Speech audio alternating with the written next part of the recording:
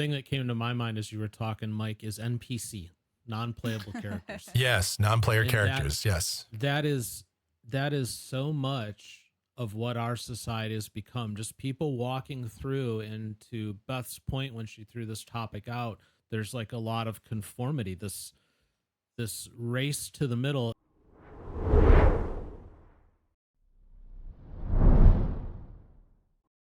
All right, what are we talking about tonight, Bethy? Okay, this one has a little bit of a framing so you understand the question better. Something strange is happening culturally. It's a world obsessed with individuality. Beauty is starting to converge. Cosmetic trends, fillers, social media feedback loops have all created what many people describe or recognize as a same face aesthetic. And even casting professionals in Hollywood have noted it's becoming harder and harder to find faces that actually feel distinct or period authentic. So the question becomes, are we expanding what beauty actually means or compressing it into one algorithm approved template? I have a question, if I may, because I'm a Of little course. confused. Yeah. It started out by you saying that we're focused on individuality, but then you switched into a same face aesthetic. Yes, the world, everyone is obsessed online with trying to be individual, but at the same time, all of these cosmetic trends and the social media feedback loop has kind of converged everything into this same face aesthetic. So you're saying in the chase for individuality, it's actually moving the opposite direction. That's your Yes. thesis. Yes. Okay. It's Does that sort make of sense to this you, Michael? dichotomy. Yes. Okay. All right. I think I get what she's getting at now. Do you? Yep. Yes. Okay. I'll start it out this way.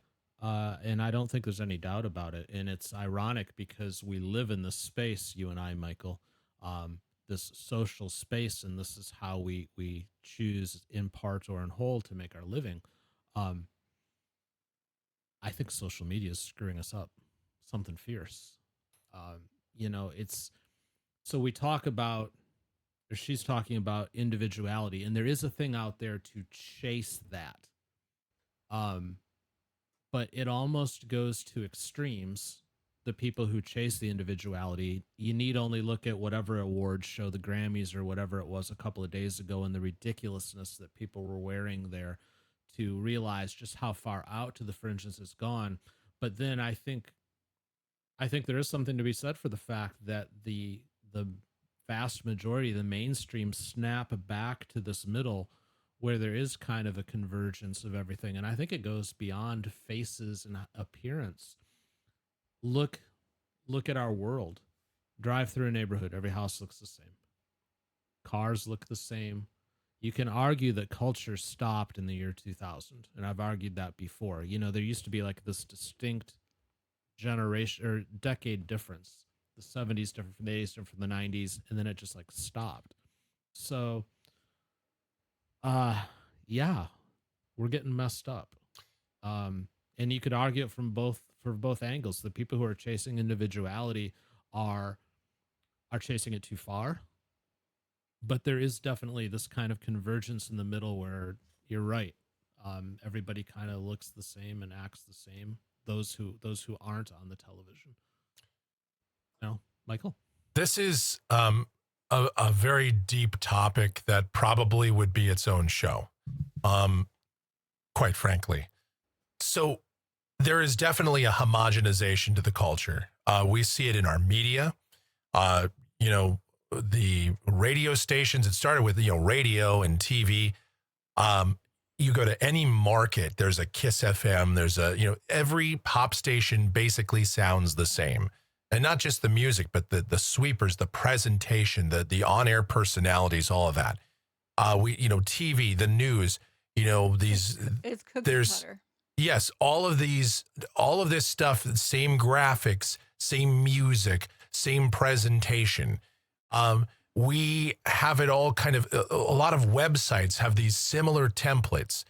And then of course, just across the culture, people want to look like so-and-so. Now, this is not exactly a brand new phenomena, but it is one that I believe is accelerated substantially.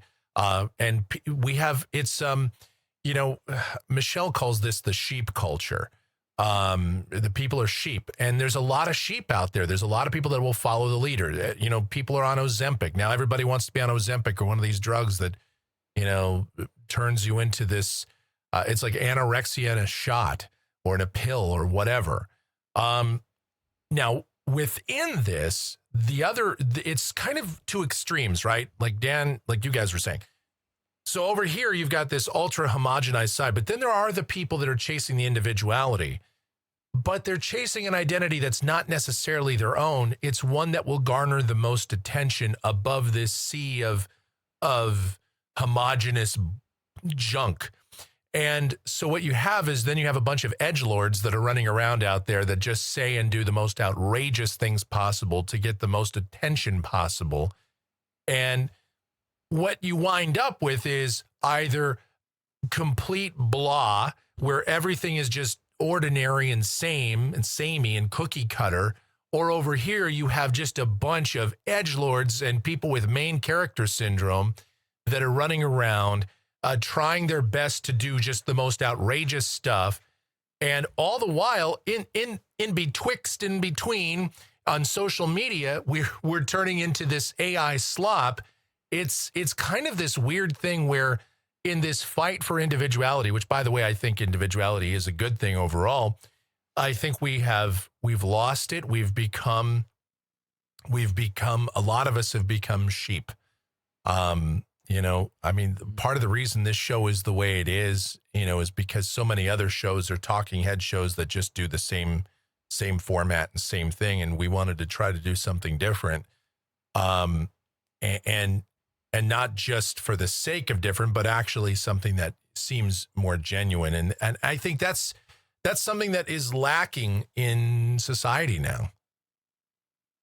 Yeah, the thing that came to my mind as you were talking, Mike, is NPC, non-playable characters. Yes, non-player And characters. Yes. That is so much of what our society has become. Just people walking through, and to Beth's point when she threw this topic out, there's like a lot of conformity, this race to the middle. And then I like your term edgelord as well, because that is so applicable here.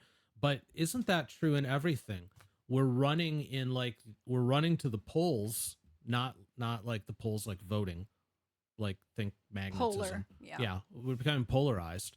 But there's not a whole lot of existence in the middle anymore on anything. Right. And individuality isn't something that was necessarily on my radar before this was brought up as a place where we've become polar, but it's probably true. Because I use the term NPC all the time because people are just walking through life like they have no clue what's going on. They're just following the leader. And so I get that. And as well, you've got the crazies, who it's interesting because you have the people who look at the crazies and so many aspire to be like them, but yet they still end up kind of falling into the normie middle. Well, and that's the other thing is then it's really weird.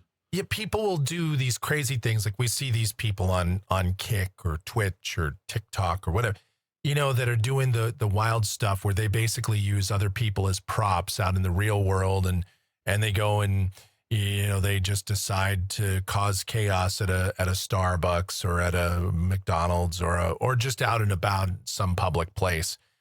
And they use everybody else as their personal props. And then other people copycat that because that gets views and clicks and engagement. But what is that really doing? Well, that part's the race to the bottom. It's a race to the middle that ultimately it's the race to the drain is what it is. And then it becomes homogenous because then everybody starts doing it. It's no longer as outrageous anymore. It's still obnoxious, but if everybody's being obnoxious, then nobody's obnoxious. But it's still bad behavior nonetheless. And we see this on social media. Now, I don't think social media is the worst thing on the planet and that it's the ruination of society necessarily. I think there's a lot of good things that come from it. I wouldn't say that it's all bad because, well, that would be irony because here we are on social media. That said, it's a tool like anything else, and it can be used for good. It can be used for evil.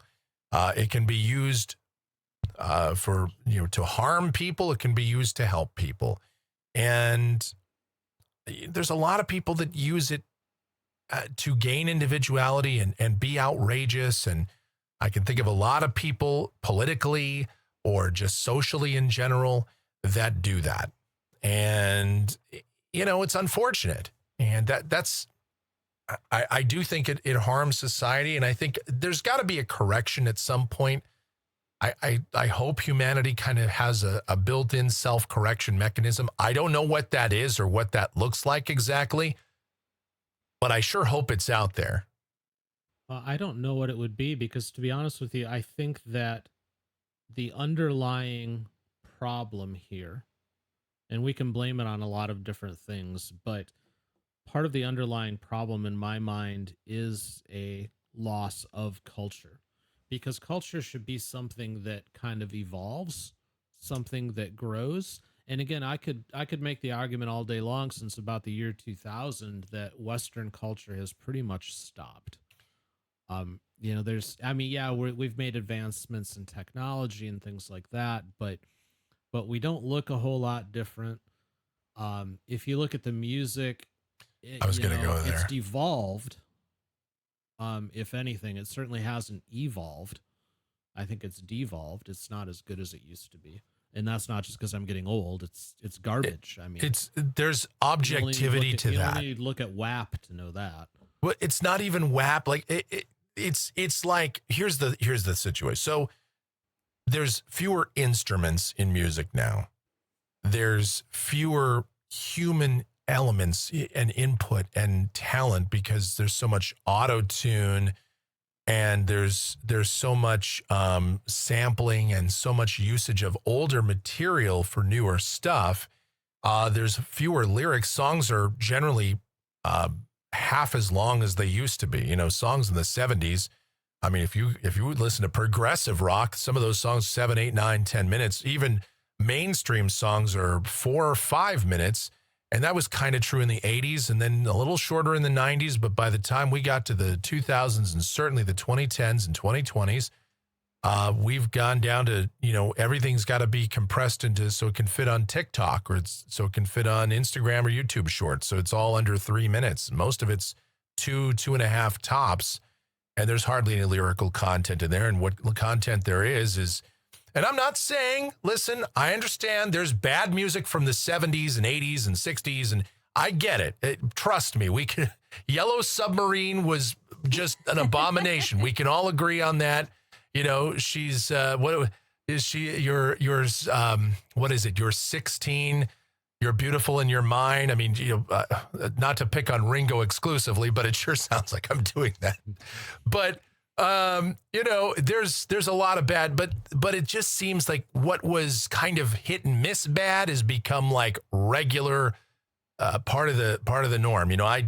For many years I did videos of the worst songs of the year, and it got to a point where it was hard to pick 20 songs that were particularly bad because there were so many of them were bad that it kind of became this homogenous thing where you have to find stuff that's above the cut of normal bad and get to like uber bad, and it became quite a challenge.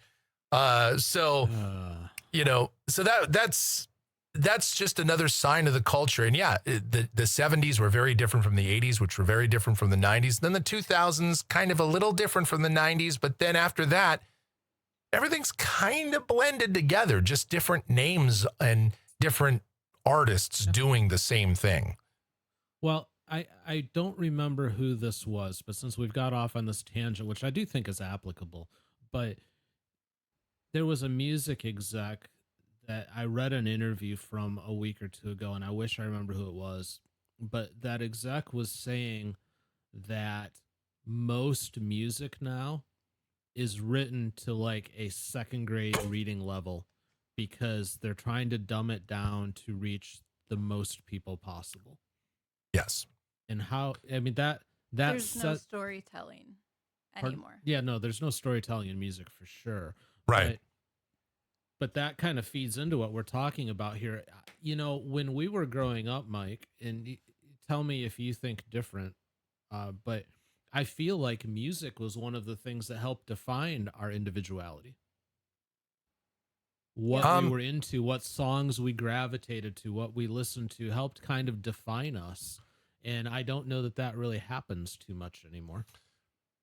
Well, and I think a lot of it is now people use memes and clips and just sort of random things that have, from other people that I don't know if they even identify with. It's just kind of something that everybody else posts or is into, so they're into it. Whereas, yes, now there's a lot more music in society today. I mean, there's more songs created every day than there was in an entire year.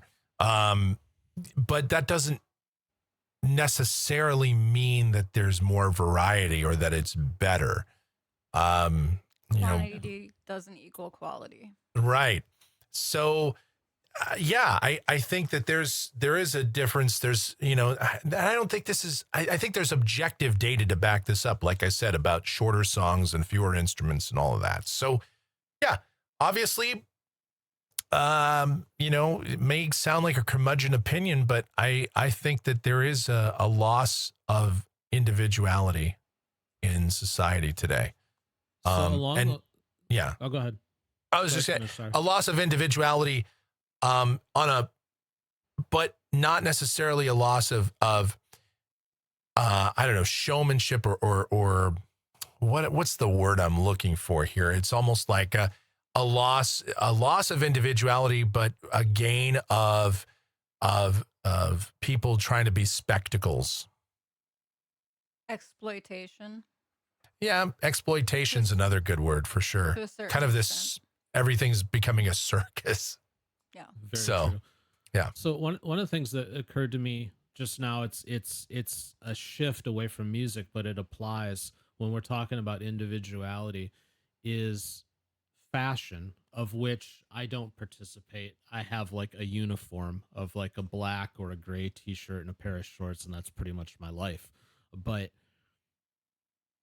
there is this fast fashion phenomenon now. All of the stores are turning their fashion over so fast that I wonder how that interferes with building a real sense of individuality too, because how can a young person really start to define their look? How can they really figure out what they like and what they don't like when every time they go into the store there's something completely different there? Because that's what's happening. And it just dawned on me that could be real damaging to a sense of one's self and the ability to. That might not necessarily be a bad thing per se, that there's, always changing, fashion and whatnot. I mean, but at the same time, yeah, I guess it would be harder to kind of establish. Well, first of all, if you happen to like something, if you liked a particular fashion, it's gone in 2 weeks. Then you're kind of like, oh, where did that go? I really enjoyed that. I don't know. Me, I just wear the same, green or blue. Well, not too so much green because I got the green screen now, but I wear a lot of blue and gray and black and red stuff. And then like the white shirts. So, I don't know anything about fashion either. But I do know that it's not what it used to be. It used to be fashion trended and then it ebbed and flowed. Well, you could define a look over time. Yeah. You can't really do that now. Yeah. So how much is that messing with it and creating the aesthetic that we have now? Well, what's weird is fashion seems to change a lot, but it doesn't really change that much because it just kind of seems to cycle back ultimately to oh, we're going to go retro. Like, oh, the 80s look is now in. Oh, the 90s look is in. Oh, bell bottoms are back. But now it's like 80s, but it's like this 80s fusion with like 90s. Oh, now there's more 80s, but 70s, like neon colors. But, you know, it's like, it's just kind of different meshes of what we grew up with in Gen X. It seems like, I don't know. That's just my observation, but I don't know. Well, that's part of the problem, isn't it? Ever since 2000, we just keep recycling previous decades. Reduce, reuse, recycle. Rather than inventing something new. Well, they do that in the movie industry too. I mean, how many movies are actually new versus we're just going to rewrite something that was popular 30 years ago? Disney is running out of things to turn into live action. Well, and then they've redone some of the same movies. I can't tell you how many times. And it's not just that. I mean, how many different ways can we do a Spider-Man movie and not advance a story forward? Count. Yeah. I mean, there's so many ways you can go with. Yep. Oh God, Ghostbusters. And every time they do it, they just make it worse. I'm sorry. Yes. I'm sorry. It's time for the controversial part of the show. I'm sorry, but the female Ghostbusters movie is just like, that was one of the worst movies of the 2010s. It was bad. I mean, it's very, very bad. That's not controversial. That's mainstream right there. I mean, it's not the worst because there was still 2012, San Andreas, Killing of a Sacred Deer, and Sex and the City 2. However, still among the worst. So to finish this off, Tim just put in the comments, bring back cargo shorts. Tim here at the bunker, cargo shorts never left. I have cargo shorts and cargo pants. I'm not right now I'm wearing jeans, but generally, yes, I love cargo shorts. I do too, actually. So yeah, that's how we choose to be individuals. However, yes, I think individuality is broken, ironically, but true. Hey, thanks for watching. In the Blind is a news show for Mike and me, and we'd really love it if you could hit the subscribe button, do a thumbs up, leave a comment. All of those things really help this channel get found by other people, so we'd really appreciate the support. Thanks so much.